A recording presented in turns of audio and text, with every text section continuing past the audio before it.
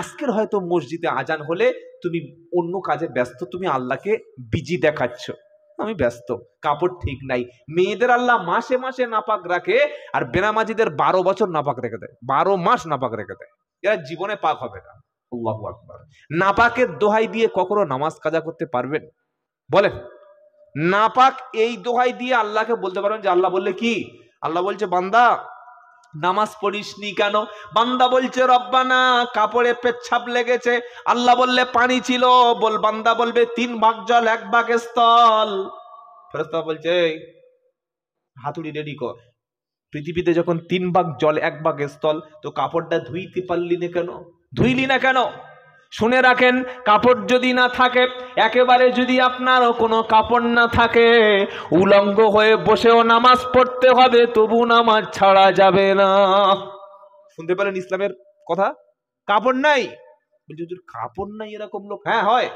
জেলখানায় গেছে একটা নামাজি ব্যক্তি, তাকে মিথ্যা মামলায় অনেক সময় ফাঁসানো হয়, হয় না? হয় না? বলেন না। একটু পরে দিলাম। মারতে মারতে কাপড় খুলে গেছে, হাফ প্যান্ট পরেছিল সেটাও খুলে নিয়েছে, হাত দুটো উপরে বাঁধা আছে, কোনো কাপড় নাই। তখন বান্দা বলছে, পুলিশকে বলছে স্যার একটু নামাজ পড়বো। চোরের আবার নামাজ, কি বলছে? ঠিক আছে যা 5 মিনিট ছেড়ে দিচ্ছে, এই ছেড়ে দিচ্ছে, ছেড়ে দে। উলঙ্গ, কাপড় নাই, জেলখানার কয়েদখানার মধ্যে গারদে কাপড় চোপড় মারতে মারতে সব কেড়ে নিয়েছে। এই রকম কঠিন পরিস্থিতিতে আল্লাহ বলছে তোর শরীরে কাপড় নাই, তারপরেও বসে বসে ইশারায় লজ্জাস্থানকে চেপে রেখে নামাজ কাজা করবি না। সুবহানাল্লাহ। কি করে অজুহাত দেবো আমরা আল্লাহর কাছে? আল্লাহ কাপড় নাপাক ছিল, পুকুরে পানি ছিল না, সার্ফ ছিল না, সাবান ছিল না, ওয়াশরুমে গিয়ে ধুইতে পারিসনি, নদী ছিল না, পুকুর ছিল না, কল ছিল না? ছিল। তো নামাজ পড়িসনি কেন? কাপড় নাপাক, অজুহাত দেয়া যাবে? মায়েদের কি অজুহাত? আমার বাচ্চা দুধ খাচ্ছে, দুধ আর পৃথিবীতে কেউ খায় না নাকি? দুধ তো পাক, দুধ খেলে কি হবে? নামাজ পড়া যাবে না? কে বলেছে দুধ খেলে নামাজ পড়া যাবে না? বাচ্চা কাপড়ে পেশাব করে দিয়েছে, কাপড় নাপাক, তা কি করবো? তো ওইটুকু ধুয়ে নিলে তো নামাজ হয়ে যায় রে ভাই। নামাজের জন্য আলাদা একটা কাপড় রেখে দেবেন। অধিকাংশ মেয়েদের কাপড়গুলো আজকের গিয়ে দেখুন বাক্সের মধ্যে কাপড় নষ্ট হচ্ছে। কি বলছেন আপনারা? আর স্বামীর কাছে খালি বলে ওই গো আমার কাপড় কিনে দেবে না। প্রত্যেক বছরে ঈদের সময় কাপড়ের ডিমান্ড করে। আপনাদের বিবিরা বলে? কথা বলে না? বলে? আরে আমার জ্বালাতন করে খায়, আপনার বলে না? আমার ছাড়ে না। রোজার ঈদে কিনে দিলাম, ফের বলছে বকরা ঈদে কাপড় দাও। কেন? বললে এদের ঈদ। আচ্ছা সে দিলাম, বাড়ির কাছে জলসা, বলে ফের একটা কাপড় দাও। এবার আমাদের জ্বালা বেশি, আর আমাদের না দিলে আবার যদি বাইরে সব জায়গায় বলে ফেলে, খালি সোশ্যাল মিডিয়া ফেসবুকে লিখে দেবে আব্দুল্লাহ জুবাইর বউকে কাপড় কিনে দেয় না, ব্যাস সব বলবে শালা তো বউ দেখে না। কি বুঝলেন? খুব ঝামেলা। ইমাম সাহেবের বউ যদি একটু বাইরে বার হয়ে উকি বারে বলে দেখে তো শালা বউকে পর্দা করে না। আর ডাক্তারের বউয়ের পেট আর পিঠ গোটা পৃথিবী কি মাল যাচ্ছে রে, তখন বলছে ঠিক আছে উনি একটু এডুকেটেড, তো ওনার বউ রকম হয়। মাস্টারের বউ পিঠে এমন একটা ব্লাউজ পরেছে যেন পিঠটা একদম গরুর কাঁধের মতো বার হয়ে আছে, সবাই বলছে সত্যি মাস্টার। আর ইমাম সাহেবের মাথার বোর মাথাটা চুল দেখা গেছে, ইমাম সাহেব পর্দা করে না। যত দোষ নন্দ ঘোষ, হাফেজ কারি, মুফতি মাওলানার। মাস্টার বললেও অসুবিধা নাই, ডাক্তার বললেও অসুবিধা নাই। আলেম ওলামা কোনো মেয়ের দিকে তাকালে বলবে এই দেখো জেনা করছে, আর ডাক্তার যদি ধর্ষণ করে বলবে এনজয় করছে। কি বুঝলেন? মাস্টার মেয়ে নিয়ে পালিয়ে গেছে বললে ওরা লাভ ম্যারেজ, আর মৌলবি কোনো নারীর সঙ্গে হাত লাগলে বলবে ওটা রেপ করেছে। দৃষ্টিভঙ্গি সমাজে বুঝতে পারছেন কি করে? বুঝতে পারছেন না? পারছেন না? গরিব মানুষের মেয়ে চলে গেলে বললে পালিয়েছে, আর বড় লোকের মেয়ে চলে গেলে কি বলে? কথা বল, পালিয়েছে যখন বলে, তখন বলে ওটা হচ্ছে লাভ ম্যারেজ, ভালোবাসা ছিল, পালিয়েছে, ওটা গরিবের জন্য বলতে হয়। এক একজনের জন্য সংজ্ঞা আলাদা। কথা কিছু বুঝতে পারলেন না? পারলেন না? তো এই যে মেয়েদের যে কথাটা বললাম, অনেক মেয়েদের বাক্সে কাপড় নষ্ট হচ্ছে, পচে যাচ্ছে, তবু বলছে আমার কাপড় নাই। স্বামীর সঙ্গে বেঈমানি নাফরমানি করা যাবে না। ফাতেমা রাদিয়াল্লাহু তাআলা আনহার বাক্সের মধ্যে কাপড় ছিল না, একটা কাপড় ধুয়ে পরিষ্কার করে মেলে দিয়েছে, আরেকটা কাপড় নামাজ পড়েছে। এই ছিলেন ফাতেমার সংসার। তিনি হলেন জান্নাতি রমণীদের সর্দারিনী। বলুন সুবহানাল্লাহ। আপনার জায়ের একটা কাপড় নাই, আপনার পাশের মেয়ের একটা কাপড় নাই। মা, ভাবিরা, চাচিরা যারা এসছেন শুনুন, আপনাকে শোনা লাগবে, জানা লাগবে। আপনার পাশের একটা মহিলা কাপড়ের জন্য নামাজ পড়তে পারছে না, আপনি বাক্স থেকে একটা কাপড় দিন, ও নামাজ পড়ে যে সওয়াব পাবে আপনি সহযোগিতা করার জন্য সেই সওয়াব পাবেন। বলুন সুবহানাল্লাহ। এজন্য অজুহাত দেখাবেন না, অজুহাত দেখানো যাবে না। আজ থেকে সকলে নামাজ পড়বো ইনশাআল্লাহ। তাই কবি বলছে, জন্মের পরে কানে আজান কি হয়নি, তুমি মুসলমান ছাড়া হওনি। জন্মের পরে কানে আজান কি দেইনি, তুমি মুসলমান ছাড়া হওনি। আবার মরণের পরে জানাজা পড়াবে, তখন কোথায় পালিয়ে যাবি? বিপ্লবী বিদ্রোহী মৌলবাদী, কেন জঙ্গিবাদী? পৃথিবীর শ্রেষ্ঠ শব্দ হচ্ছে আল্লাহ। শ্রেষ্ঠ শব্দ কি? আল্লাহ। কষ্টে দুঃখে পড়ে বান্দা একবার আল্লাহ যখন উচ্চারণ করে, আমার আল্লাহ 70 বার আপনার প্রশংসা করে, জিকির করে। বলুন সুবহানাল্লাহ। ফাদকুরুনি আদকুরুকুম ওয়াশকুরুলি ওয়ালা তাকফুরুন। সুবহানাল্লাহ। দ্বিতীয় পারা, দ্বিতীয় পৃষ্ঠা, 13 নম্বর লাইনের সূরা বাকারা একদম আল্লাহ পাক দ্বিতীয় পারায় শোনাচ্ছে, বান্দা তুমি আমার জিকির করো, আমার স্মরণ করো, আমি আল্লাহ তোমারও স্মরণ করব। কি সুন্দর নাম আমরা পেয়েছি আল্লাহ। এটা এই ডাকটা কোনো জাতি ডাকতে পারে না। হিন্দুরা আল্লাহ ডাকতে পারে? পারে না। খ্রিস্টানেরা গড গড গড। আচ্ছা আপনি বলুন তো ভাই, আল্লাহ শব্দের মধ্যে কত মধুরতা আছে। সুবহানাল্লাহ আগে বলেন। লা ইলাহা ইল্লাল্লাহ, আল্লাহ আল্লাহ বলেন না, আল্লাহ আল্লাহ। আল্লাহ আমার রব, ওই রবি আমার সব। আল্লাহ আমার রব, ওই রবি আমার সব। আল্লাহ আমার রব, ওই রবি আমার সব। আল্লাহ আল্লাহ বলেন, আল্লাহ আল্লাহ আল্লাহ। অন্তর থেকে আল্লাহকে ডাকেন, আল্লাহ সাড়া দেবে। সুবহানাল্লাহ। আল্লাহ শব্দ বললে মনে হচ্ছে যেন কোন মনিব একটা এমন মালিকের নাম উচ্চারণ করছে যে মালিক পৃথিবীতে আর ওই রকম কেউ নেই। আল্লাহ শব্দের মতো দ্বিতীয় কোন শব্দে অত মজা নাই। আপনি বসে বসে জিকির করুন তো, god god god god god god god god god god god god god god, মজা পাবেন? আমি গডকে ছোট করছি না, সারাদিন জিকির করুন ভগবান ভগবান ভগবান ভগবান ভগবান ভগবান। আমি ভগবানকে ছোট করছি না, কিন্তু আপনি কম্পেয়ার করুন, দেখুন যে মজা পান কিনা। ঈশ্বর ঈশ্বর ঈশ্বর ঈশ্বর ঈশ্বর ঈশ্বর বলুন, মজা পাবেন না। কিন্তু আল্লাহ আল্লাহ আল্লাহ আল্লাহ আল্লাহ বলেন, আল্লাহ আল্লাহ আল্লাহ আল্লাহু আকবার, অন্তর ঠান্ডা হয়ে যাবে। সুবহানাল্লাহ। এই আল্লাহ শব্দটা 4টি অক্ষর আছে, আলিফ লাম লাম হা। কটা আছে? 4টি। 4টি শব্দের মধ্য থেকে যে শব্দটা ধরবেন তার মধ্য থেকে একটা বাক্য তৈরি হবে। যেমন আল্লাহ দিয়ে কি বাক্য? ওই তো আয়াতুল কুরসির বাক্য, আল্লাহু লা ইলাহা ইল্লা হুয়াল হাইয়ুল কাইয়্যুম। আল্লাহ শব্দের আলিফটা উড়িয়ে দিন, এবার কি হবে? লিল্লাহ। এবার কি থাকে? লাম লাম হা। কথা বুঝতে পারছেন ভাই? এবার থাকে লিল্লাহ। লিল্লাহ দিয়ে শব্দ আছে না নাই? লিল্লাহি মা ফিস সামাওয়াতি ওয়া মা ফিল আরদ। সুবহানাল্লাহ। এবার আলিফ বাদ দিয়ে দিন, লামটা বাদ দিয়ে দিন, থাকে লাম এবং হা, অর্থাৎ লাহু। লাহু মাকালিদুস সামাওয়াতি ওয়াল আরদ। বাক্য হবে না? হবে না? হবে। আলিফ বাদ দিন, লাম বাদ দিন, লাম বাদ দিন, থাকে শুধু হা। হুয়াল্লাযী আরসালা রাসূলাহু বিল হুদা ওয়া দীনিল হক লিইয়ুযহিরাহু আলাদ দীনি কুল্লিহি ওয়ালাউ কারিহাল মুশরিকুন। এ বাবা, এই চা বন্ধ করো। সারাদিন শুধু চা খাওয়াচ্ছে বাচ্চাদের।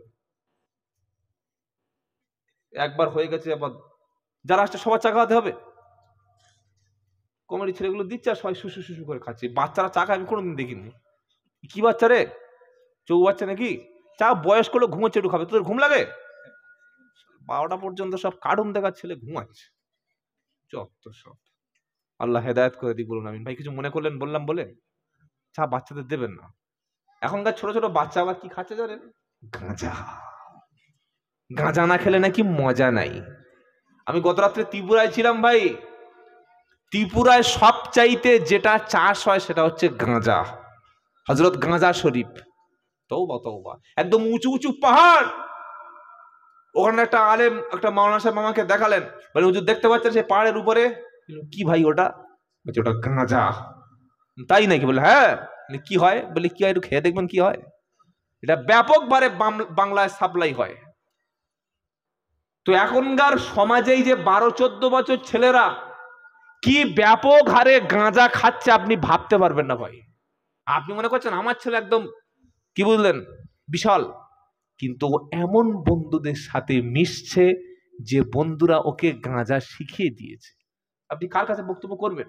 শুনলে তো গায়ে করি বিচুটির মতো ফুটবে। গাঁজা খাই আমরা, তুমি বলে যাচ্ছ? আপনারা খান না, কিন্তু এলাকায় তো এরকম মাল 2-4টে পার্টি আছে। আল্লাহ হেফাজত করুক, বলুন আমিন।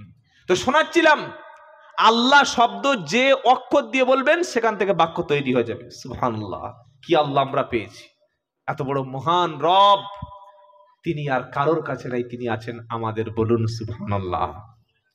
আল্লাহ পাক আয়াতুল কুরসির মধ্যে বলছেন আল্লাহু লা ইলাহা, আল্লাহ তো তিনি যিনি ছাড়া কোনো ইলাহা, জোরে বলেন, নাই, যিনি ছাড়া কোনো আইনদাতা নাই, যিনি ছাড়া কোনো বৃষ্টি বর্ষণ করার কেউ নাই, যিনি ছাড়া বাচ্চা দেওয়ার কেউ নাই, যিনি ছাড়া কোনো মাবুদ নাই, যিনি ছাড়া কোনো উপাস্য নাই। আবু জাহেলের কাছে যখন নবী গিয়ে বললেন, আবু জাহেল লা ইলাহা ইল্লাল্লাহ, আবু জাহেলের কিন্তু রাগ হলো ওই জায়গায়। আলা ইলাহা ইল্লাল্লাহ মানে শুধু আল্লাহ ছাড়া কোনো মাবুদ নাই এ কথাটা না। ইলাহা শব্দের কয়েক শত শত ব্যাখ্যা আছে। ইলাহা মানে কোনো আইনদাতা নাই, কোনো সাহায্যকর্তা নাই, কোনো মাবুদ বলতে কেউ নাই, কোনো উপাস্য নাই। আবু জাহেলও বিশ্বাস করত যে আল্লাহ বৃষ্টি বর্ষণ করে, আবু জাহেলও বিশ্বাস করত আল্লাহ আমাদের মালিক, আল্লাহ বলে আছে, আবু জাহেল বিশ্বাস করত আল্লাহ সবকিছু করে, আবু জাহেল বিশ্বাস করত। কিন্তু আবু জাহেলের বিশ্বাসের সঙ্গে একটা বিশ্বাস লুকিয়ে ছিল, আল্লাহও দেয় জমিনে আমাদের লাত মানত উজ্জা হাবল যে সমস্ত দেবী আছে এরাও আল্লাহর সঙ্গে সহযোগিতা করে। এটাই ছিল আবু জাহেলের বাণী। বলুন নাউজুবিল্লাহ। মুহাম্মদ সাল্লাল্লাহু আলাইহি ওয়াসাল্লামের একটাই কলেমা আবু জাহেলের গদিটা কাঁপিয়ে দিল। নবী এসে বললেন লা ইলাহা ইল্লাল্লাহ, আল্লাহ তো তিনি, লা ইলাহা আল্লাহু লা ইলাহা ইল্লাহু আল হাইয়ুল কাইয়ুম, আল্লাহ তো তিনি যিনি ছাড়া কোনো মাবুদ নাই, যিনি ছাড়া কোনো উপাস্য নাই। আবু জাহেল বলছে আল্লাহ উপরে আছে, কিন্তু ডিপার্টমেন্ট তিনি ভাগ করে দিয়েছে।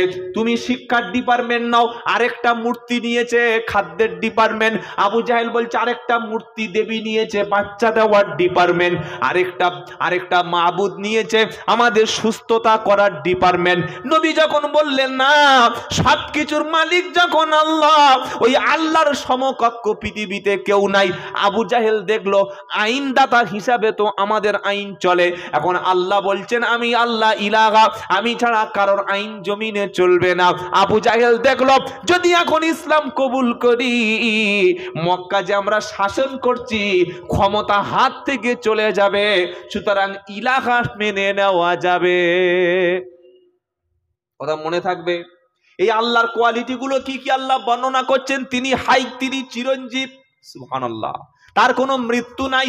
আল্লাহ ছাড়া পৃথিবীতে যত মাখলুক আছে সবাইকে কিন্তু মরতে, জোরে বলো, তিনি হলেন হাই, আর বাদবাকি সব মাইয়িত। ইন্নাকা মাইয়িতুন ওয়া ইন্নাহুম মাইয়িত। সূরা জুমারের মধ্যে আল্লাহ পাক শুনিয়ে দিচ্ছে 23 নম্বর পারা 20 নম্বর পৃষ্ঠা 15 নম্বর লাইনে সূরা জুমায় আল্লাহ বলছেন নবী আপনিও মৃত্যুবরণ করবেন, তারাও মৃত্যুবরণ করবে। পৃথিবীতে যত প্রাণী আছে সবাইকে মরতে হবে, কিন্তু আল্লাহর কোনো মৃত্যু নাই, শেষ নাই। জোরে বলুন সুবহানাল্লাহ। অনেক মানুষের বিশ্বাস আল্লাহর ওলিরা কবরে জীবিত আছে, বলে না, কথা বলে না, বলে আল্লাহর ওলিরা মরে না। আমরা যদি তাদের কবরের কাছে গিয়ে যদি বলা বলি করি, যদি একটু সাহায্য চাই, যদি একটু হাত পাতি, নিশ্চয়ই তিনি কোনো না কিছু উপকার করবেন। আর শ্রোতা বলছে সুবহানাল্লাহ, বলছে না ভাই? তো আল্লাহর ওলিরা যদি না মারে তো কবর দিলি কেন? কবর কখন দেয়? মরা লোকের না জীবিত লোকের? কথা বলে না। কোন ইমাম সাহেব, ধরুন আপনাদের ইমাম সাহেব বসে আছেন, হযরত, আল্লাহ তার নেক হায়াত দান করুক, আমিন আসতে বলেন, জোরে বলেন আমিন। ইমাম হলেন তিনি, সবচাইতে কম বেতনে মসজিদ চালায়। ইমাম সাহেবের পয়সা লাগে নাকি? ওনার পেট আছে নাকি? আমরা 400 চালের ভাত খাই, উনি 20 গ্রাম চালের ভাত খায়, তাই তো? কি বলছেন আপনারা? আমাদের গাড়িতে তেল ভরতে গেলে 106 টাকা পেট্রোলের লিটার লাগে। আমি আর সময় কয়েক হাজার টাকা তেল ভরলাম। আর ইমাম সাহেব যদি বাইক চালায়, ওনার জন্য 20 টাকার লিটার নেয় পেট্রোল, তাই তো? কথা বলে না। আমরা চাল কিনি 40 টাকা, ইমাম সাহেবের জন্য 90% ছাড়, 5 টাকা কেজি, তাই তো? সেজন্য তো মাইন্ড আমরা কম দিই। আরে এটা বললে হবে আপনারা? এটাই তো সমাজ। আমরা আলু কিনি 20 টাকা, ইমাম সাহেবের জন্য 4 টাকা কেজি। হুজুর একটু দোয়া করবেন, 4 টাকা কেজি আলু, তাই তো? নাকি কি বলছেন আপনারা? আমরা আমাদের ছেলেদেরকে স্কুলে পাঠাই, মাস শেষে খবর নেই, ইংলিশ পড়াই, মাসের শেষে 1000। ইমাম সাহেবের কাছে ছেলে দিলে, হুজুর আমি গরিব। বাপ ছেলেকে ভর্তি করে নিয়ে গেছে মাদ্রাসায়, বলছে এটা এতিম ছেলে। চিন্তা করতে পারছেন? বাপ ছেলেকে ভর্তি করছে, বলছে এটা এতিম ছেলে। তো হুজুর বলছে বাপ কোটা? বলছে আমি। তো বলছে তুমি বেঁচে আছো, কোনোদিন এতিম হয়? কত বড় হারামি একবার চিন্তা করে। বাপ জানতো বেঁচে আছে, বলছে এতিম ছেলে। ও জানে না মালটা এতিম মানে কি। মনে করলে এতিম মানে হচ্ছে গরিব, কি বুঝলেন? ভাবছে এতিম মানে গরিব, বললে যদি ডিসকাউন্ট হয়। ছেলে মাদ্রাসায় দিলে লোক তখন গরিব হয়, আর কোনোদিন গরিব হয় না। মিশনে যাবে, দামি একটা এরকম কোট কিনবে 3000 টাকা দিয়ে, পায়ে বুট, কোমরে বেল্ট, বুকে টাই, মাথার চুলটা শাহরুখ খানের মতো একদম স্টাইল করে নিয়েছে, গোপটা উড়িয়ে দিয়েছে, বচ্চন কাটিং।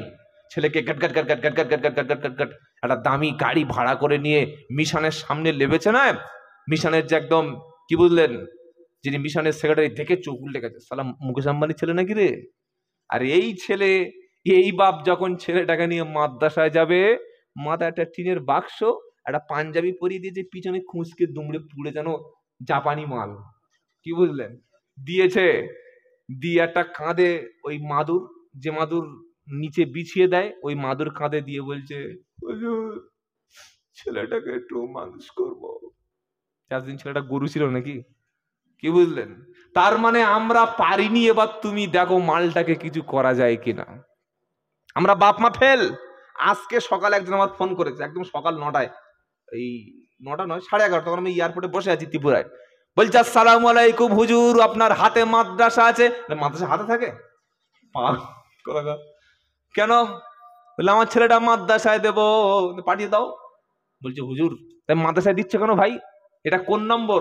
নাম্বার 3। প্রথম ছেলেটা বললে স্কুল, দ্বিতীয় ছেলেটা মিশন, তো এই মালটার মাদ্রাসায় কেন? বলছে বাপ মা ওর পিছনে পারি না, এবার মাদ্রাসায় দিই যদি মানুষ হয়। তার মানে জানোয়ারটাকে মাদ্রাসায় ভর্তি করাচ্ছে। আচ্ছা গরু নিয়ে মাদ্রাসায় ছেড়ে দিলে 3 বছরে গরু হাফেজ হয়ে যাবে তো? কত? ছাগল ছেড়ে দিলে তো তার হাফেজ হবে? হ্যাঁ। কুকুর মাদ্রাসায় ছেড়ে দিলে মুফতি হবে? হবে না। গরু ছেড়ে দিলে মাওলানা হবে না। ছাগল ছেড়ে দিলে যেমন হাফেজ হয় না। বাপ মা পিটিয়ে সোজা করতে পারছে না, বললে হুজুরকে দিয়ায় এমন জ্বালাতন করছে, হুজুর মনে করছিল মালটাকে উপর টাঙিয়ে দেবো নাকি। এই কাজ করবেন না। সবচাইতে ভালো ব্রেনই ছাত্রটা মাদ্রাসায় দেবেন ইনশাআল্লাহ, বলেন।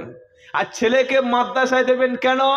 যে আল্লাহকে ভালোবেসে, রসুলকে ভালোবেসে আমার ছেলেকে দিন শিক্ষা দেব, এই ভাই রাস্তাটা ছেড়ে দিই আমরা, এই উদ্দেশ্য করে সন্তানদের মাদ্রাসায় দেবো ইনশাআল্লাহ, বলেন। আর এদিকে দেখেন গাড়ি দেখছে, গাড়ি জীবনে দেখায় নাকি? কত গাড়ি জান্নাতে চড়বে, চড়ে শেষ করতে পারবে না। অনেক মনে করছে জান্নাতে গাড়ি আছে নাকি, জান্নাতে যা চাইবে তাই পাবে, বলুন সুবহানাল্লাহ। একটা লোক বলছে হুজুর জান্নাতে বিড়ি আছে? তো মৌলভী সাহেবদের কাছে সব রকম বুদ্ধি থাকে। মৌলভী সাহেব বলছে হ্যাঁ আছে। বলছে পাবো?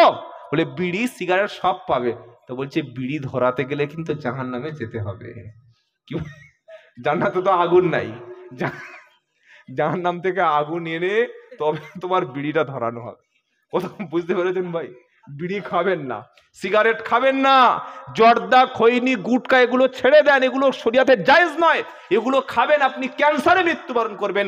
আল্লাহ যুবক সমাজকে যেন মদের হাত থেকে, নেশার হাত থেকে হেফাজত করেন, বলুন আমিন। মাদ্রাসার প্রথম ছেলেটা দেবেন, মাদ্রাসায় ছেলে দেবেন উদ্দেশ্য আল্লাহ যেন আমার সন্তানকে যোগ্য জামানার হাদি করে, জামানার মুজাদ্দেদ করে, জামানার যোগ্য আলেম বানিয়ে দেয়। আমার ছেলে দিন শিখবে, ইসলাম শিখবে, তার দাওয়াতে গোটা পৃথিবী উপকৃত হবে। আমি আমার সন্তানকে দিনের উপরে ছেড়ে দিলাম, এই উদ্দেশ্য করে সন্তান মাদ্রাসায় দেবেন ইনশাআল্লাহ। বলেন সেই মা তো ভাগ্যবতী, যে মায়ের পেটে একটা হাফেজে কোরআন থাকে। সেই মা কত বড় ভাগ্যবান, যে মা পেটে একটা আলেম, একটা ইমাম সন্তান রাখতে পারে। এই যুগের সমস্ত শ্রেষ্ঠ মানুষেরা যারা বসে আছেন শোনেন, ইমাম সাহেবকে আজকে সমাজ ঠকাচ্ছে, প্রত্যেকটা জেলা ইমাম সাহেবকে ঠকাচ্ছে। মালদা, মুর্শিদাবাদ, দিনাজপুর, কোচবিহার, জলপাইগুড়ি, শিলিগুড়ি, মেদিনীপুর, তারপর আপনার নদিয়া, হাওড়া, হুগলি, বাংলাদেশ, আসাম, ত্রিপুরা, উড়িষ্যা, ঝাড়খণ্ড, যত জায়গায় গেছি যেখানে যেখানে দেখেছি ইমামের মাইনে সবচাইতে কম। এটা বেইনসাফ, এটা বেইনসাফ। সেক্রেটারি আর ক্যাশিয়ারকে, কত ক্যাশিয়ারকে শুধু জাহান্নামে যেতে হবে ইমামের সঙ্গে বেইনসাফি করার জন্য। ক্যাশে টাকা নেই ব্যাপারটা তা নয়, ক্যাশে যদি টাকা থাকে না ভাই, তাহলে মসজিদের টাইলসটা কোত্থেকে আসলো? উপর থেকে আল্লাহ জিবরাইলকে দিয়ে রাতে ফেলে দিয়ে গেছে নাকি? হ্যাঁ, বলছে আমাদের ক্যাশে টাকা নাই, গরিব এলাকা, সব খেটে খুটে খায়। কি গরিব এলাকা? তো খেটে খুটে খায়, পাথর বসিয়েছো কেন? 1000 স্কয়ার ফিট পাথর বসাতে 2.5 থেকে 3 লাখ টাকা, কমপক্ষে মিনিমাম 2 লাখ টাকা খরচ হয়। এটা বসিয়েছো, টাকা কোত্থেকে পেয়েছো? মুকেশ আম্বানি তোমার ভাড়া ভাই টাকা মসজিদে দিয়ে গেছে? না বিল গেটসের শ্বশুর তুমি তোমার টাকা দান করেছে? হ্যাঁ, নাকি তুমি এসবিআই ব্যাংকের একজন কর্মকর্তা মাল ঝেড়ে নিয়েছো? কোথায় টাকা পেলে? মসজিদে টাইলস বসিয়েছি, ইমামের বেতন দিচ্ছে 4000-5000 টাকা, 10,000 টাকা প্রত্যেকটা এলাকার ইমামকে বেতন দেবেন ইনশাআল্লাহ। সকলে জোরে বলেন। এখন যে ইনশাআল্লাহ বলছেন, এইটা মসজিদ কমিটির মিটিং এ বলবেন। সেক্রেটারি সাহেব, আপনি ইমামের মাইনে বেতনটা বাড়ান। তার যদি সংসার না চলে, কিভাবে তার পিছনে নামাজ হতে পারে? ইমামের যদি সংসার না চলে, ইমাম যদি সংসার না চালায়, তার নামাজটা হবে তো? অনেকে বলবেন ইমাম সাহেব অন্য কাজ করতে পারে না, তো ইমাম সাহেব যদি মাছ বিক্রি করে কে নামাজ পড়াবে? কে আপনার বাচ্চার কোরআন শেখাবে? ইমাম সাহেব যদি কাপড় বিক্রি করে কে আপনার মসজিদ চালাবে? হয় আপনি 7 দিনে 7 জন নামাজ পড়ানোর জন্য তৈরি হন, তা না হলে ইমামের 10,000 টাকা বেতন দেবেন। প্রত্যেকটা ছেলেকে বেতন দেওয়ার সাথে সাথে প্রত্যেকটা সন্তানকে সকাল হোক, বিকাল হোক, সন্ধ্যার পরে হোক, যে কোনো একটা টাইম ইমাম সাহেবের কাছে বসিয়ে ইমামের মতোই কোরআনটা সহি করে শিখিয়ে দেবেন। সকলে উচ্চস্বরে ইনশাআল্লাহ বলেন। বলেন ইনশাআল্লাহ। যারা বৃদ্ধ মানুষ, আমার বাপের বয়সী, শিক্ষায় কোনো লজ্জা নাই।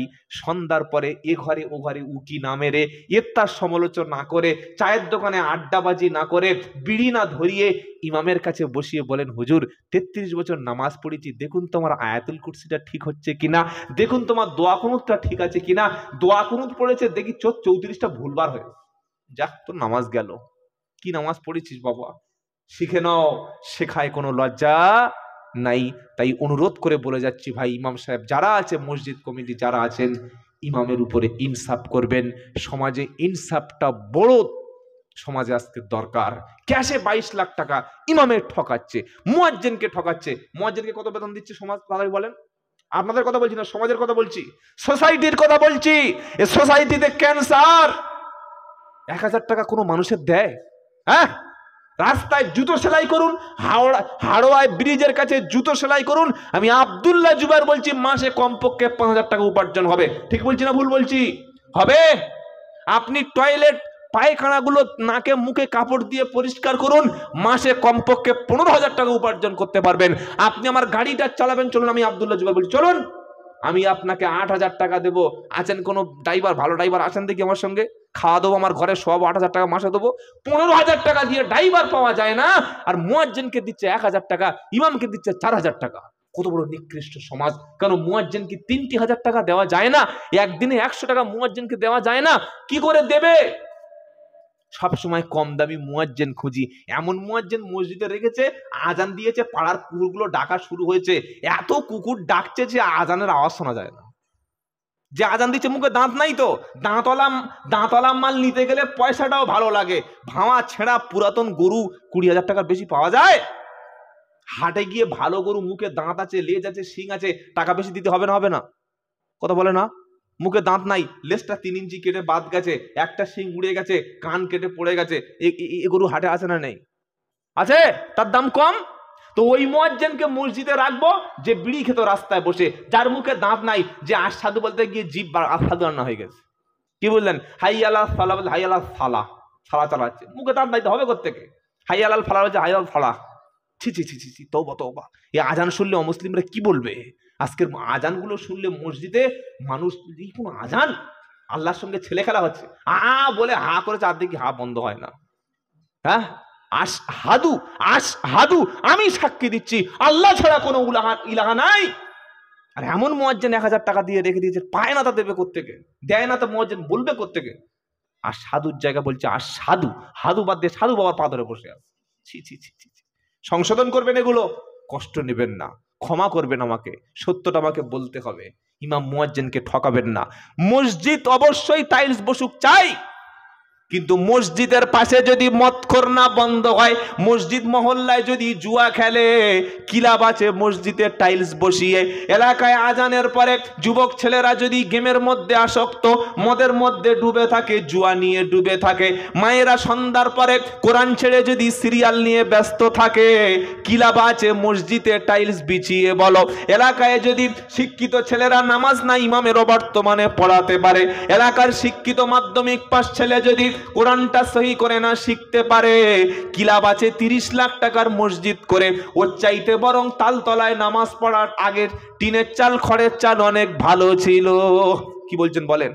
মসজিদ আজকের মডিফাই, বিউটিফাই, হেদায়েত শূন্য, ফাঁকা পড়ে আছে। আগে আজান হতো মুখে, ওই আজান শুনে সব লোক চলে আসতো, আর এখন এত মাইক দিয়েছে পাড়ায়, মাইক পুরো একদম 3 কিলোমিটার আজান পৌঁছে দিচ্ছে, কিন্তু নামাজি আসছে না। সেই মেহনত নাই। মেহনত করবো ইনশাআল্লাহ, ইনশাআল্লাহ বলেন।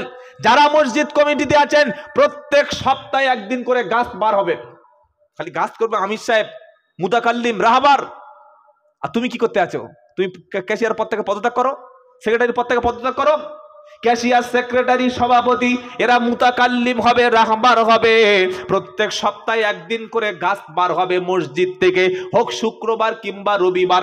সেক্রেটারি যখন এই জামাতের সাথে থাকবে, সভাপতি যখন দাওয়াতের সাথী হবে, ইমাম সাহেব যখন দাওয়াতের সাথী হবে, প্রত্যেক সপ্তাহে 10টা 20টা বাড়িতে গিয়ে দায়িত্ব পালন করবে।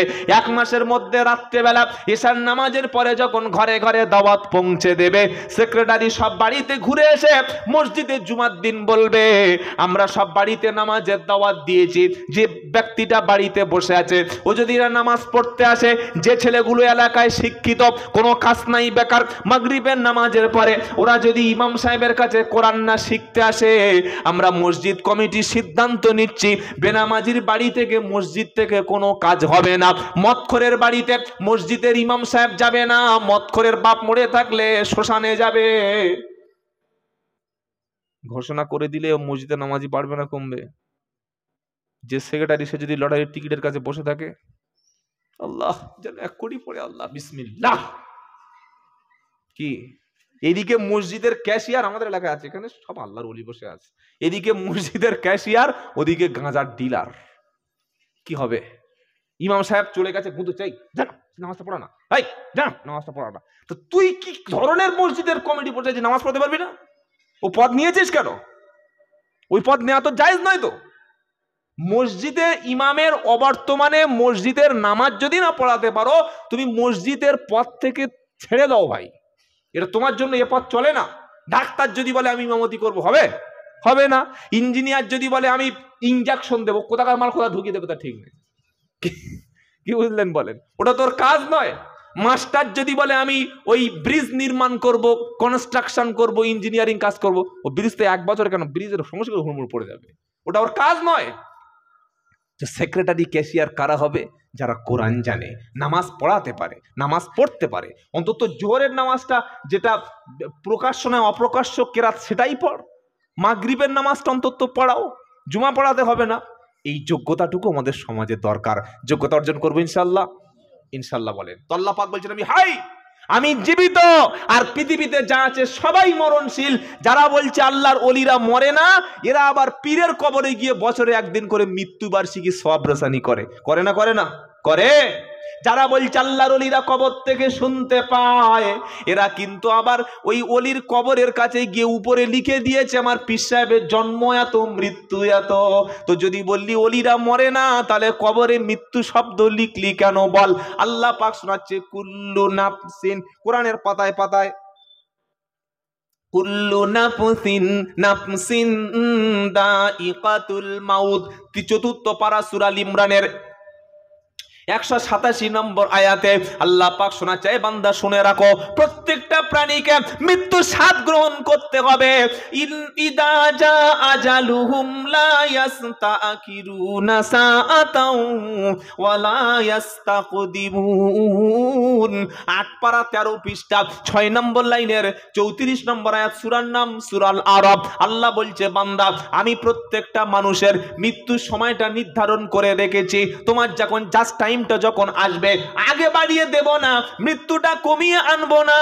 তুমি 2 ছেলের বাপ কিনা, তুমি নামাজ ধরেছো কিনা, দাড়ি মুখে রাখতে পেরেছো কিনা, তুমি তাহাজ্জুদ পড়ো না গাঁজা খাও, তুমি মাথায় টুপি দাও নাকি দাড়ি চাঁচো, তুমি কোরআন পড়ো নাকি গান শোনো, এসব কিন্তু দেখবো না।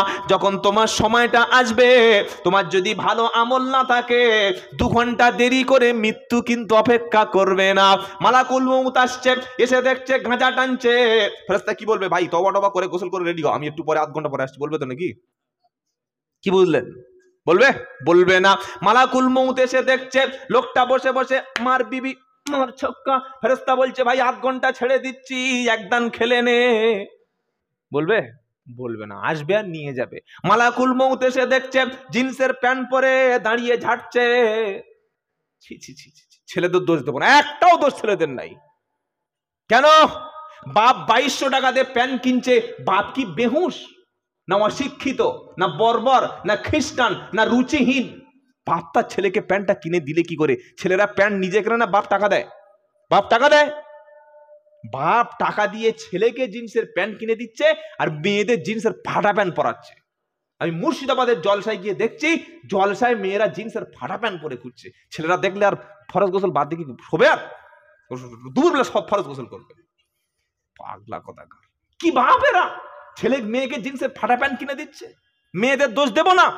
আপনি যদি আপনার মেয়েকে স্কুলে পড়ানোর সময় বলেন, মা আমি তোমাকে উচ্চ শিক্ষায় শিক্ষিত করতে চাই, মা তুমি হাই স্কুলে যাও, তারপরে কলেজ, ইউনিভার্সিটি, তুমি উচ্চ মাধ্যমিক, MA, গ্রাজুয়েশন, বিএড করো, ডিএলএড করো, সব করো, কিন্তু মা স্কুল কলেজ ইউনিভার্সিটি যাওয়ার সময় হিজাবের সঙ্গে শালীন পোশাক পরে যাও, যেন মুসলমানের মেয়ে বলে তোমাকে চেনা যায়, কোনো পুরুষ যেন তোমাকে বিরক্ত না করে। মা নিজের সম্মান তুমি নিজে হেফাজত করো। এটা কোনো বাপ যদি তার সন্তানকে বলে দেয়, এই মেয়ে কোনোদিন ওরকম পোশাক পরবে না।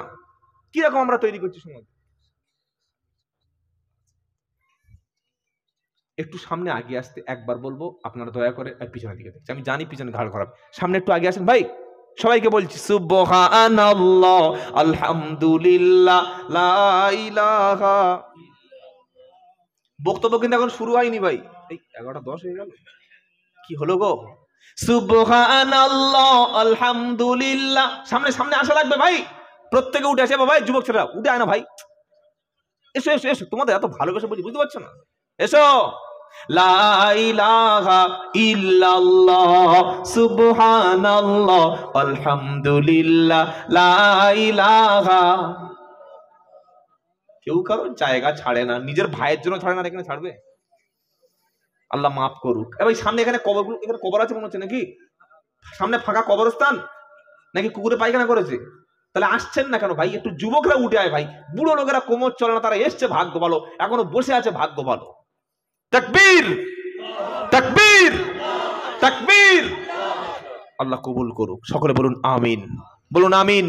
আপনার ছেলেকে তওবা করুন, আজ থেকে কোনোদিন টাইট ফিট পোশাক পরাবেন না।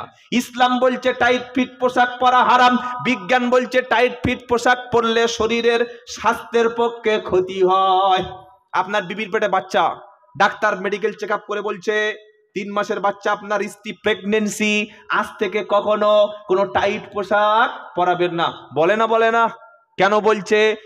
ঢিলে ঢালা পোশাক রাত্রে শোয়ার সময়, রেস্ট করার সময় ঢিলে ঢালা পোশাক পরাটাই শরীরের জন্য স্বাস্থ্যকর, আর টাইট ফিট পোশাক করা হার্মফুল, ক্ষতিকারক। 1400 বছর আগে মুহাম্মদ সাল্লাম বলে গেছে তোমরা টাইট ফিট পোশাক পরো না, জিন্সের টাইট পোশাক, ওই পোশাকটা পরতে দেবেন না। এমন একটা পোশাক পরতে দিন যে পোশাকটা পরলে ছেলে যেন বসে পেশাব করতে পারে। যে মাল কিনে দিয়েছে বসতে গেলে হয় পিছন ফাটবে, আর দাঁড়াতে গেলে ঝরঝর করে একদম গ্যাস পাইপের মতো পুরো 2 পায়ে নলা পেয়ে পড়বে। আস্তাগফিরুল্লাহ। এটা বাপের দোষ, এটা সমাজের দোষ, এটা সোসাইটির দোষ। আমি তো মুসলমানের বাচ্চা, আমার জন্ম দিয়েছে মুসলমান, আমার মৃত্যুর পরে আমাকে মুসলমান হয়েই কবরে যেতে হবে। আমি আমার সন্তানকে কোন রকম উচ্ছৃঙ্খল পোশাক পরাবো না, ইনশাআল্লাহ বলেন ইনশাআল্লাহ। আজকে যুবকদের চুল কাটা থেকে মনে হয় যেন মাথার চুল সব একটা করে আমি নিজে নিজে ছিঁড়ে ফেলি। কি চুল কাটতে ছেলেরা, এরা কোত্থেকে এই বাদরামিটা শিখলো? সব বড় বড় মুসলমানের ঘরের ছেলে সামনের টুপিটা খুলে দেখাই, এখান থেকে চুল এগুলো এরকম বড় বড় ঝাঁপ ঝাঁপ, আর পিছন থেকে কেটে দেখিয়ে এদিক থেকে চেঁচে এমন করে উড়িয়ে দিয়েছে, মনে হচ্ছে যেন খেজুর গাছ চেঁচে ভাঁড় বেঁধে রস খাবে। কি দেখেন নাই পিছন নেই আছে না, দেখেন পিছন থেকে এইরকম মাল চেঁচে দিয়েছে যেন এবার একটা নলিয়ে দিয়ে মালটা রস খাবে। ভাই তুই যে চুলটা কাটলি, এই চুলটা তুমি যে কেটেছো, তুমি একবার পিছন থেকে সেলফি তুলে দেখে তো তোমার কেমন শয়তান শয়তান লাগবে। হ্যাঁ, এটা তোমার ভদ্রতা, তোমার সভ্যতা? তুমি এই চুল কেটে তোমার বাপ গাল খাবে, কোন হারামজাদা রে, বলবে না? বলবে না? তুমি এই চুল কেটে তোমার বংশ তুলে লোক গালি দেবে, কেউ তোমাকে ভালো বলবে না। কোন সভ্য ঘরের ছেলে এইরকম চুল কাটতে পারে না। এখান থেকে পুরো উড়িয়ে উড়িয়ে উড়িয়ে স্টাইল শেখাচ্ছে। স্টাইল যদি শিখতে হয় ওলামাদের কাছ থেকে শেখো। সাদা পাঞ্জাবি, মুখে দাড়ি, মাথায় টুপি, 4000 টাকা ইমাম, কিন্তু তার শরীরের কাছে যে সেন্ট পাওয়া যায়, তার মুখে মেসওয়াক আছে, তার শরীরে যে ড্রেস আছে, দূর থেকে দেখলে মনে হয় একটা রাজা বা মন্ত্রী আসছে, বলুন সুবহানাল্লাহ। আর তুমি চুল কেটেছো আর দাঁতের দিকে চাওয়ার উপায় নাই, দাঁত যা গুটকা, তারপরে শেখর জর্দাতে রেঙ্গা, হা করে জানো মুখে যেন রক্ত খেয়েছে। ছি ছি ছি ছি, আস্তাগফিরুল্লাহ আস্তাগফিরুল্লাহ। দাঁত সব সময় মেসওয়াক করবেন, মেসওয়াক সুন্নাত। মেসওয়াককারী নিমের দাঁতন পিরু গাছ ব্যবহার করলে কখনো মুখের মধ্যে মাউথ ক্যান্সার হবে না, বলুন সুবহানাল্লাহ। গুটকা খাবেন, খৈনি খাবেন, জর্দা খাবেন, তেরেঙ্গা খাবেন, শিব জর্দা খাবেন, 555 খাবেন, তামাক খাবেন, ক্যান্সারে মরবেন, গলা ঝুলে যাবে। কি বলছেন বলুন আপনারা? ছেড়ে দিন এ সমস্ত। সকলে বলুন তামাক, সিগারেট, খৈনি, জর্দা, তেরেঙ্গা, গুটকা খাবো না, ইনশাআল্লাহ বলেন ইনশাআল্লাহ। আল্লাহ মুখ দিয়েছে জিকির করার জন্য, কোরআন পড়ার জন্য, সালাম দেওয়ার জন্য, তাসবিহ পড়ার জন্য, দাওয়াতের কাজ করার জন্য। সেটা মুখের কাছে গিয়ে দেখি দাঁতের ফাঁকে এত ময়লা জমে আছে, একবার যদি মালটা ঝালাই করা হয় 1.5 কেজি বার হবে। তো তোর বউ থাকবে? পাগলা কথাকার। ছি ছি ছি ছি ছি। ইসলাম সুন্দর, ইসলামের প্রত্যেকটা বস্তু হলো সুন্দর।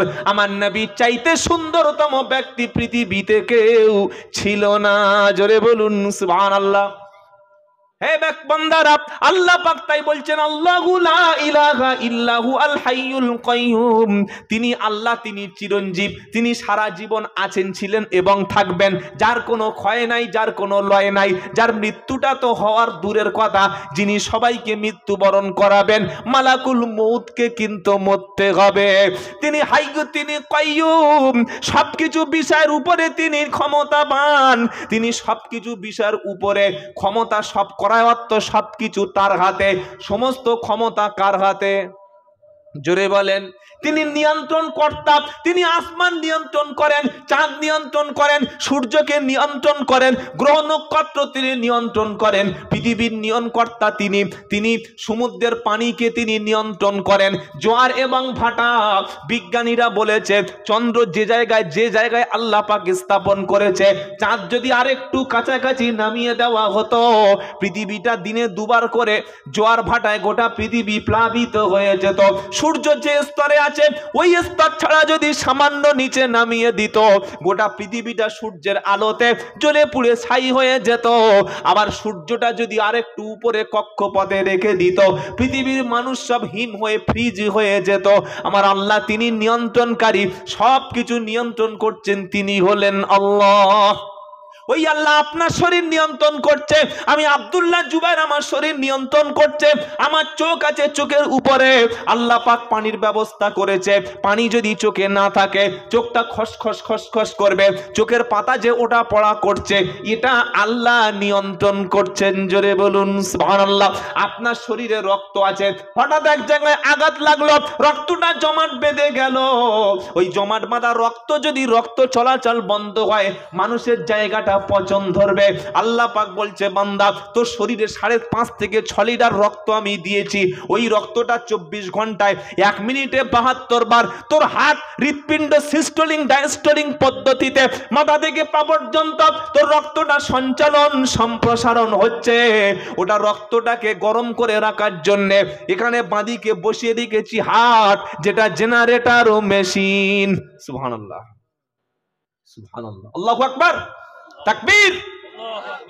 আপনি নাফরমানি করতে পারেন কিন্তু আল্লাহ আপনার শরীরে কাজ দিয়ে যাচ্ছে, সার্ভিস দিয়ে দিচ্ছে। জেনারেটর মেশিন দিলাম, শরীরে রয়েছে ফুসফুস, সুবহানাল্লাহ, শ্বাস প্রশ্বাস, ঢুকছে অক্সিজেন, বার হচ্ছে কার্বন ডাই অক্সাইড। আল্লাহু আকবার। কত বড় নিয়ন্ত্রণ কর্তা। নাক দিয়েছেন, নাকের মধ্যে আবার পশম দিয়েছেন। পশম আছে না নাই? আচ্ছা, নাকের মধ্যে পশম দিয়েছেন কেন জানেন? কোনোদিন ভেবেছেন যে নাকের মধ্যে পশম কেন? বলেন। এ বাবা শুচো, বাবা শো না, বাবা বস বস। এই বয়সে শোয়ার এত ইচ্ছা হচ্ছে কেন? বয়সটা হোক, বুড়ো হয়ে গেলে কত শোবে, আর তখন বুড়ি ডাকবেই না, বুঝলেন? আর একবার মরে গেলে হয়, ওই যে মালটা শুয়ে বললো আর হুঁশ নাই। আল্লাহু আকবার। নাক দিয়েছেন, নাকের মধ্যে লোম, পশম দিয়েছেন। ভেবেছেন কখনো পশম কেন? দুপুরবেলা শুয়ে আছে ঘরের মধ্যে, এই রকম 2 ইঞ্চি সাইজের মিস্টার কেন্ন, কেন বোঝেন? কেন জানেন? লাল একদম, সেই কি ট্রেনের মতো, আপনাদের লোকাল ট্রেন লাল। কেন চলে এসছে এখান থেকে ঢুকে বেয়ে, হাড়োয়া পার হয়ে যখন এখানে এসেছে, সবে নাকের এই সিগনালে ট্রেনটা স্টেশনে প্রবেশ করবে, ভিতরের পশমগুলো ঘুমন্ত, মানুষ ঘুমন্ত, ব্রেন কিন্তু জাগ্রত। ব্রেনে সিগন্যাল দিচ্ছে লোকাল ট্রেন ঢুকছে 2 নম্বরে, মাল ঢুকলে আর বার হবে না। সঙ্গে সঙ্গে নাকের পশম সিগন্যাল দিল, কেন ছিটকে গিয়ে হাড়োয়া পার হয়ে একদম সেই আপনার ওদিকে কোথায় বলি বলুন দেখি, হ্যাঁ, একদম সেই ঘটপুকুরে চলে গেছে এক ছিটকায়। তিনি আল্লাহ।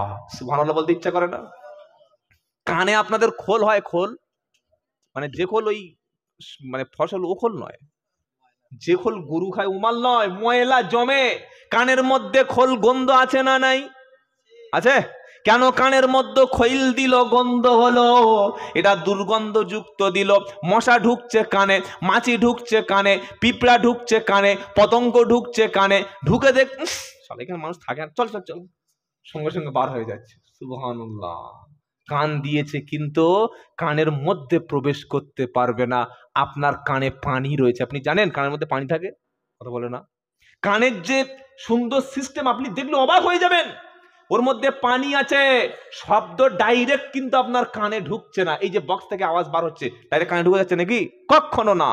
শব্দ তরঙ্গ তৈরি হচ্ছে পানির মধ্যে গিয়ে, আপনার শব্দটা সেখানে সেখানে ধাক্কা মারছে, ভাইব্রেশন হচ্ছে, ভাইব্রেশন হয়ে শব্দ তৈরি করে আপনার ব্রেনে, মস্তিষ্ক পৌঁছে দিচ্ছে। ব্রেন বলছে এটা আব্দুল্লাহ জুবাইরের গলার আওয়াজ, এটা তোর বউয়ের গলার আওয়াজ, এটা তোর মায়ের গলার আওয়াজ। হঠাৎ ফোন ধরেছে বাজারে, বাড়িতে বলছে কোথায় আছো? আচ্ছা বলুন, যদি মায়ের আওয়াজ আর বউয়ের আওয়াজ দুটো যদি কানে এক লাগতো কি অবস্থা হতো বলুন? তখন কি বলা হতো? মা বলছো না বউ বলছো? মা মনে করছে কি হারামি, আমাকে বউ বানিয়ে দিয়েছে। বলবে না? বলবে না? মায়ের আওয়াজ, স্ত্রীর আওয়াজ, বোনের আওয়াজ আলাদা। আল্লাহ বলছে কান বানিয়েছি, সব কিন্তু করে দিয়েছি আলাদা। আমি হলাম কাইয়ুম, হাইয়ুল কাইয়ুম, আমি চিরঞ্জীব, আমি সবকিছুর উপরে নিয়ন্ত্রণ রেখেছি। তোর কানে যখন আওয়াজ যায়, বাড়িতে এসেছ, বাড়িতে ঢুকতে যাবে, ভিতর থেকে বললো কে? বললো আমি। বললে আমি কি? বলছে আমি কি তুই জানি নাকি? আমি তোমার মা বলছি। মায়ের আওয়াজটা আলাদা, বিবির আওয়াজটা আলাদা। সবার আওয়াজটা যদি আলাদা না কানের মধ্যে প্রবেশ করত, ফোন ধরলে কখনো কথা বলা যেত না।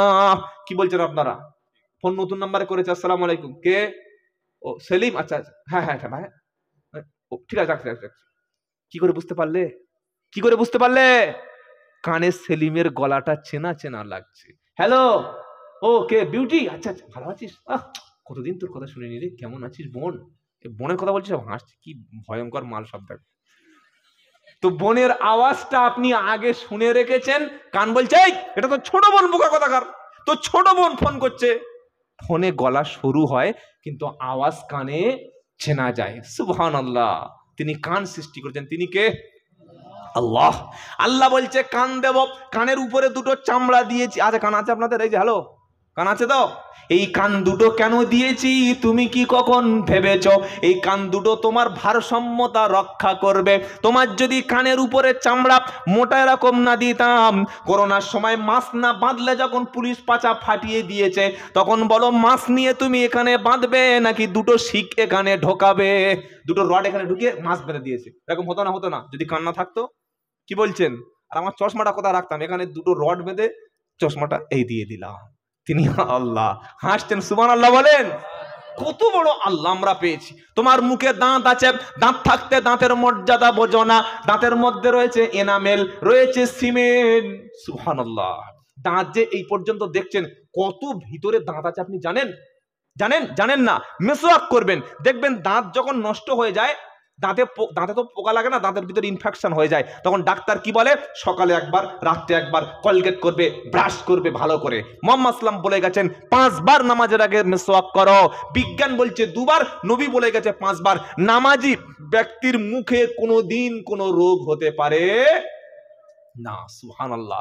দাঁত দুরকম আছে। দাঁত করকম, আপনার মুখে করকম দাঁত জানেন? 2 রকম। একটা হচ্ছে ধারালো সামনের দাঁত, পাশের দাঁতটা হলো চ্যাপ্টা। কি ঠিক বলছি না ভুল বলছি? ঠিক যে বলছি, এটা গালের মধ্যে হাত দিয়ে দেখেন, আয়না ধরে দেখবেন, সামনের দাঁতগুলো তীক্ষ্ণ ধারালো, আর পাশের সাইডের মালগুলো কি? চ্যাপ্টা। কেন চ্যাপ্টা হলো? গরু ঘাস খাবে, ছাগল ঘাস খাবে, এরা কিন্তু মাংস খাবে না। আল্লাহ বলছে ঘাস খাওয়ার জন্য তেমন শক্তির দরকার নাই। ঘাস খাবে ছাগল, গরু ঘাস খাবে হরিণ, এজন্য আমি আল্লাহ তাদের দাঁতটা চ্যাপ্টা চ্যাপ্টা দিয়েছি। মোষ ঘাস খাবে, কিন্তু বাঘ এবং সিংহ যারা মাংসাশী প্রাণী, তারা বলল আল্লাহ সবজি চলবে না, আমরা খাবো মাংস। আল্লাহ বলছে ঠিক আছে, কুকুর মাংস পাবে, বাঘ মাংস খাবে, শিয়াল মাংস খাবে, সিংহ মাংস খাবে। তাদের মুখের দাঁতটা কিন্তু গরুর মতো চাপটে দিলাম না, তাদের দাঁতটা দিয়েছি তীক্ষ্ণ তীক্ষ্ণ ধারালো, তারা মাংস ছিঁড়ে ছিঁড়ে খাবে। তুমি মানুষ দুপুরে মাংস, রাত্রে সবজি খাবে। শুধু যদি সবজি খেতে মাংসগুলো কারা খাবে বলো? আবার শুধু যদি মাংস খেতে সবজিগুলো তোমার শরীরে না গেলে তোমার ভিটামিন কমে যেত না? খালি গোশ খান, দেখবেন 3 দিন পরে পায়খানা একদম পুরো হোলি হয়ে যাবে, ঢুকবে আর মাল বার হবে না, হয়ে যেত। শুনে আল্লাহ বলছে মাঝে মাঝে সবজি খাও। আল্লাহ পৃথিবীতে সবজি চাষ করেছে। সুবহানাল্লাহ বলেন। সবজির কথা কোথায় লেখা আছে? আল্লাযী জাআলা লাকুমুল আরদা ফিরাশা।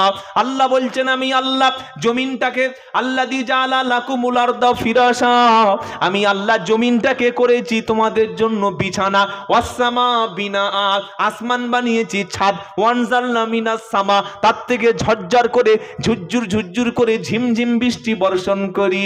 সুবহানাল্লাহ।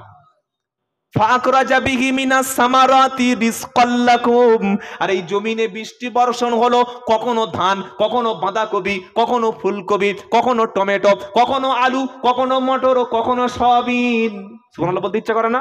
এগুলো জমিন থেকে তোমরা চাষ করো, তোমরা খাবে আর বলবে আলহামদুলিল্লাহ।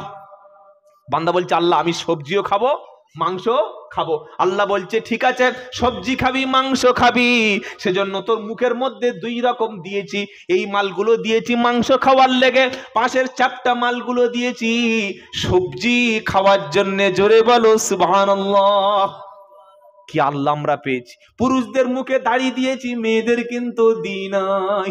আচ্ছা, আপনার স্ত্রী যদি দাড়ি লাগতো কেমন লাগতো বলো? ভালো লাগতো? কি বলছে?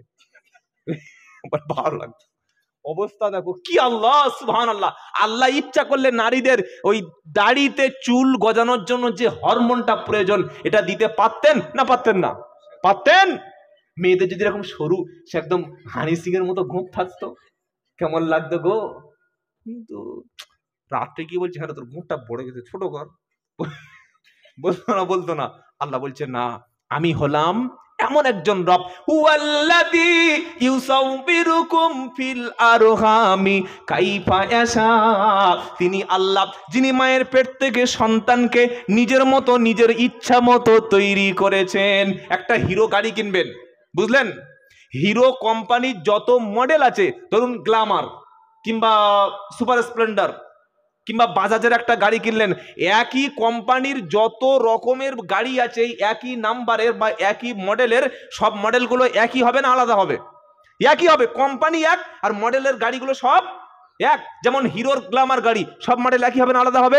সব একই হবে। এর যখন হেডলাইট ওর তেমন জায়গায় হেডলাইট, এর যেখানে গিয়ার বক্স ওর তেমন গিয়ার বক্স, এর যেখানে সকার ওর তেমন সকার, হবে না? হবে না? কি বলছেন আপনারা? ধরুন আপনি 4 চাকা গাড়ি কিনবেন, আপনার একটা সুইফট গাড়ি লাগবে, মার্সিডিজ বেঞ্জ লাগবে, ফেরারি লাগবে, 3 কোটি টাকার গাড়ি, প্রত্যেকটা মডেল প্রত্যেকটা ডিজাইন একই কোম্পানির, অন্য মাল এক। পৃথিবীতে একটা মানুষ দেখেন তো আমার মতো কে দেখতে আছে? এই ভাইয়ের মতো আছেন? আছে কেউ? আছে পৃথিবীতে? নাই। বাপ একই মা একই, 14টা বাচ্চা হলো 14 রকম না একরকম? সুবহানাল্লাহ। কে বানিয়েছে? বানিয়েছে কে? আল্লাহ। কত বড় আল্লাহ কোনোদিন চিন্তা করেছেন? বাপ একই মা একই, অথচ যেখান থেকে সন্তানটা পৃথিবীতে এলো পুরো সেটটা কিন্তু একই, মডেল কিন্তু আলাদা। কত বড় আল্লাহ আমরা পেয়েছি, সুবহানাল্লাহ। আল্লাহ নাক দিয়েছেন, নাকের নিচে দিয়েছে ঠোঁট। আলাম নাজো আল্লাহু আইনাইনি ওয়া লিসানাও ওয়া শাফাতাইন। আমি কি তোমার দুটো চোখ দিইনি? সুবহানাল্লাহ। চোখ দিয়েছেন আল্লাহ। চোখ নিয়ে যদি ভাবেন সারা জীবন চোখ নিয়ে পড়াশোনা করে চোখ শেষ করতে পারবেন।